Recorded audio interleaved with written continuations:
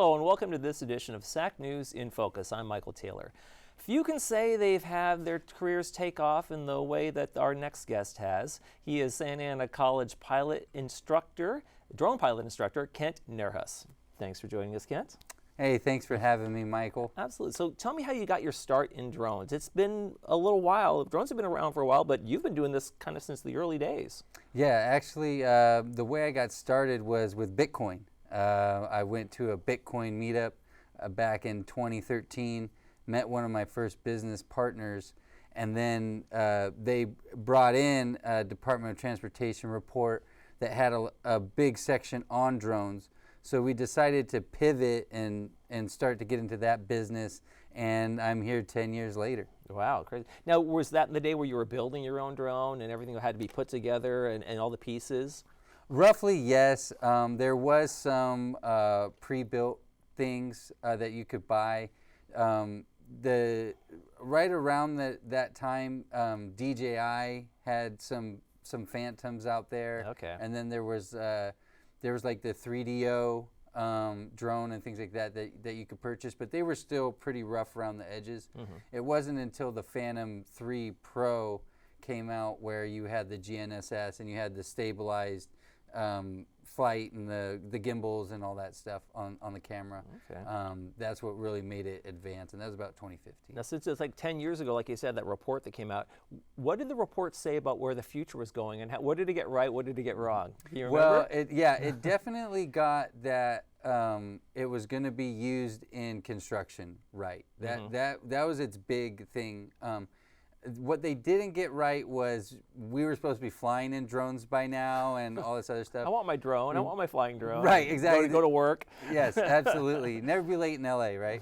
But that's where they missed. It's still coming, but it's just been pushed back a little more. Usually when you're doing projections, you want them to be big, advantageous, so people get interested in them, things like that. So that's where they missed, but they definitely hit on the growth. It's been a push and pull over the past few years, but it's definitely directing itself back into the push. So what was your first entry into the drones in terms of like, okay, I'm going to do this for a living? Where did you start? Well, we started with when we fully committed to what was called the Section 333, and we were saying, hey, we got to write this document to get approved to fly drones in the United States, and it was 34 pages. So we had to write 34 pages out of why we wanted to use a drone, what we were going to use them for, what was everything under the sun we were going to do with it. Then we turned it in and they said, okay, we'll see you in 8 months. So we had to wait 8 months to get approved.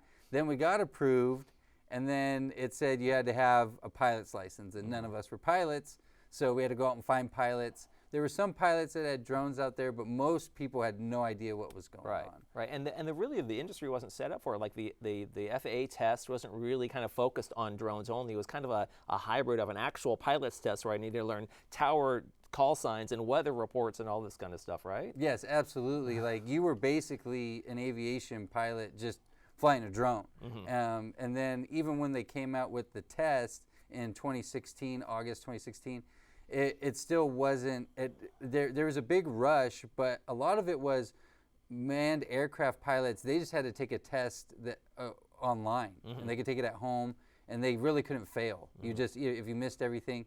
So there was this huge explosion. I think it was something like 200,000 licenses in the United States. So everyone said, oh my God, there's this huge panic.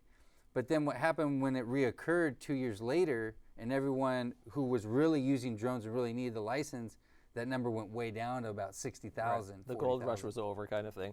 So what do you have your own business now, but you're also you're in like everything. Every time I talk to you, you're at an ESPN event or you're shooting for something. Where are you taking your personal side of drones in terms of career-wise? Well, what I'm looking to do with drones is I'm looking to bring drones to the world in a positive manner. I'm looking to really try to get the stigmas of, hey, drones are here to spy on me or look at me or for warfare, and more for, hey, this is here to help me, search and rescue, or help clean up the environment. I believe drones will be the #1 tool used in cleaning up the environment in the next century or so. Now, how are we doing that? Are we flying over areas that are problematic, and we're taking surveys, and we're pinpointing the areas that need attention? Yeah, absolutely. That's usually what they're mainly used for now. One of the number one segments is mapping with drones, where you can fly over a segment area. The drone will take pictures, say every 5 seconds or 3 seconds or so, and then you put it in software, and then it creates a whole map that you can look at. So I work with an environmental company right now, and we do that from everything from vegetation to trash removal or anything else like that. Okay. All right, so tell me a little bit about somewhere where somebody might have seen your work on ESPN or ABC or some sports. Tell me what some of the latest things you've done. Yeah, PGF girls softball. We do the national tournament every year. We love doing it. We've been doing it for 7 years now, and they were actually one of the first people to integrate drones into live sports. Okay. We've still been doing it. We work with a director. We have a camera number. From before in the early days, when we first started, you couldn't do that because the technology wasn't there. We couldn't go live. So we would do B-roll shots while the game was going. So we would land the drone, take the SD card out, give it to them, they'd upload it. So pretty archaic, right? But now we're fully live because the technology allows us to do that. So the technology even allows you to move forward, and if the barriers are there that don't meet the customer's specs, then you can't really offer the service. Now, you also do stuff with monster trucks and other kind of shows like that. Before we go to the break, I want to tell me just a little bit about that. Yeah, so that's really an interesting market. Drone entertainment. Mostly when we think of that, you think of drones, you think of cameras or something like that. We see the light shows, but what we do is we run a race demo for a sideshow for a monster truck show called Monster Nitro Tour. We've done 51 shows this year already. Wow. And we have 19 teams in 18 different states. So it's nationwide, and we are really getting popular. And the good part is we're in a lot of rural areas, so we're introducing drones directly to these people for the first time. Very cool. And entertaining them is how we can all understand how drones can be positive for us later on. That's great. And he still somehow finds time to teach here at Santa Ana College. When we come back, we'll talk about Kent and the classes here and all the pathways for students. You're watching SAC News in Focus.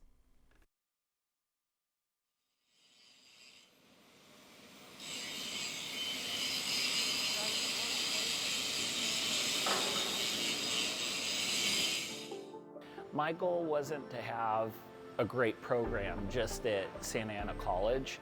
When I came here, my goal was to have one of the best programs in the country. When you come here, we aren't trying to rush the students through a program. We're actually taking time. We're getting to know the students personally. The first time a student came to me and said, "Hey, I got a career and I can provide for my family now." You know, that's really what gets me excited about teaching, and my passion that drives it is helping people succeed in life. And welcome back to SAC News in Focus. My guest is Kent Nerhus. He is our drone instructor here at Santa Ana College, and we've been talking about his career, but now we're going to talk about, shift gears and talk about what we do here at Santa Ana College for our students. You've been teaching drones for a few years now, and I was the one who brought you on board. Yeah, thank you so much. I was referred to you as like, this is the guy you have to have. So I reached out and we made it work for you. Tell me a little bit about what you try to bring to the classroom when you're teaching students that have maybe never touched a drone before, or just want to get into the industry a little bit. Yeah, absolutely. And again, thank you for bringing me on. I love it here at SAC. What it is when you take the class, even if you've already been in drones for a long time, or if you've barely heard about a drone, you're going to get a 7-course meal per se. I mean, we're going to give you everything from the beginning to the end. I talk about even starting your own drone business. I talk about what industries to get into, pathways, even connections, personal connections to get you into these areas, because there's so many different segments. And I have so many friends out there in the industry, and they're always looking for pilots. They're always looking for qualified people, especially coming from an academic institution like SAC. Okay. And drones, we provide them, right? They don't have to worry about buying anything to come into the classroom, right? They can just come in with their open minds and their empty hands. That's right. Open minds, empty hands, and a good attitude. That always does great. We have all the drones that you'll need. Whether you're, again, a beginner or really advanced, we handle it all. You're going to be using basic drones as well as advanced drones by the end, and you're going to learn everything in between. You're going to learn software, you're going to learn firmware updates, you're going to learn how to change your battery, all the little things that it takes to have a successful flight mission with drones. What would you say is the kind of the biggest hesitancy for a student when they walk in? They're like, I don't want to crash the drone, or I'm kind of scared of it. I'm not, where do you get the feedback from them? Number one thing, they don't want to crash the drone because they don't want to pay for it, right? Please don't. Yeah, right, yeah. Please don't crash the drones. But there's a progression. I don't hand an advanced drone right at you as a student on first day one. Hey, you're going to fly this. I do know there are some people out there that do that, but you're going to start with a little drone and you're going to go through some PVC hoops and things like that, and you're going to learn how to use it and get confident with just that little drone. So then when we go outside and you're up at 300 feet, you're going to have all the confidence in the world. Mm-hmm. So what are the things in terms of the program you kind of go through in terms of these are the outcomes? I want you to know this. You need to know this. What does a student need to, like, at the end of that class know to be able to say, I feel like I'm comfortable operating a drone? Well, what they need to know is definitely safety flight procedures. That's number one. Aviation is all about safety because with drones, you necessarily don't actually have to be a pilot. You could be a VO and still get paid for it. So.